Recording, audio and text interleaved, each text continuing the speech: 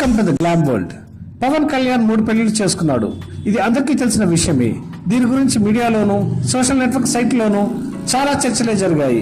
కొందరు మంచివాడని, మరికొందరు కాదని, రాజకీయాలకు పనికిరాడని, ఇలా చాలా వాదనలే జరిగాయి. కానీ పవన్ గురించి క్లోజ్ గా తెలిసిన వాళ్ళు మాత్రం హీఈస్ ద రైట్ పర్సన్ అని కూడా అంటారు. పవన్ 3వ పెళ్లి చేసుకోవడంలో తప్పు లేదని కూడా అంటారు. అది ఎలా రైట్ అని మీరు అనుకోవచ్చు. కానీ మనం పవన్ లైఫ్ గురించి తెలుసుకుంటే మనకి అర్థమవుతుంది. పవన్ మొదటి భార్య నందిని మొదట్లో బాగానే ఉండేవారట. తరువాత వాళ్ళిద్దరి మధ్యలో తరచూ చిన్న చిన్న గొడవలు వచ్చేవట. ఈ గొడవలే రాను రాను పెద్దవిగా మారి విడిపోవడానికి కారణమయ్యాయి. చిరంజీవి ఫ్యామిలీ, అల్లు అరవింద్ ఫ్యామిలీ మరియు ఇతర శ్రేయోభిలాషులు ఎంత నచ్చ చెప్పాలని చూసినా కలిసి ఉండే తీరు లేకపోవడంతో విడాకులు తీసుకున్నారు. ఆ తర్వాత పవన్ బద్రీ సినిమాలో తన ప్రక్కన యాక్ట్ చేసిన రేణుకా దేశాయిని ప్రేమించి పెళ్లి చేసుకున్నాడు.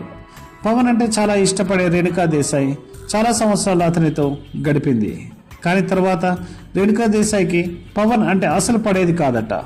ఇంతకీ రేణుకా దేశాయికి నచ్చని విషయం ఏమిటి? పవన్కి సహాయం చేసే గుణం చాలా ఎక్కువ.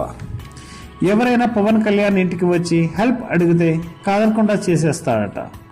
అలానే షూటింగ్లో ఎవరైనా కష్టాలు చెప్పుకుంటే చెల్లించిపోయి ఒక క్షణం కూడా ఆలోచించకుండా ఆర్థిక సహాయం చేసేస్తాడట.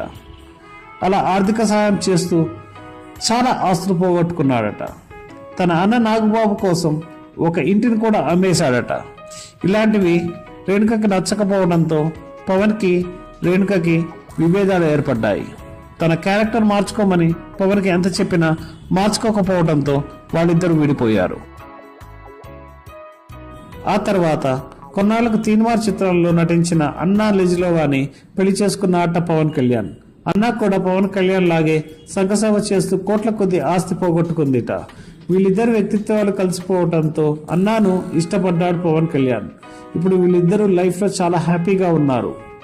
అన్నా కూడా మెగా ఫ్యామిలీలో బాగా కలిసిపోయిందట. మీకు కనుక ఈ వీడియో నచ్చితే లైక్ చేయండి, కామెంట్ చేయండి. మరిన్ని వీడియోల కోసం సబ్స్క్రైబ్ చేసుకోండి. Thank you.